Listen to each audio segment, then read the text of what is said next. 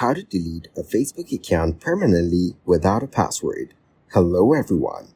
In this video, I will show you how to delete a Facebook account permanently without a password. The simplest way to regain access to your old Facebook account so you can delete it is to recover your password. Here are the steps to reset the password. First, click the Forgot Your Password link on Facebook's login page. Now provide the email address or the phone number associated with the account. Click Search and then click Continue to send the login code to your email or phone number you provided. You will receive the code to your email or phone number. Enter the code and click Continue.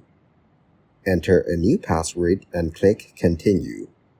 You have now reset your password and gained access to the account. Now, on to the deleting account portion of the task. Log in to your Facebook account. Click on the profile icon in the upper right corner of the Facebook panel and go to Settings and Privacy. Go to Settings and then Privacy. After that, select your Facebook information. Then choose Deactivation and Deletion and click View on the right. Select the Delete Account option and proceed with the steps. Now, click Continue to Account Deletion. Finally, type the password and complete the deletion. Thank you guys for watching this video. Hope you got some value.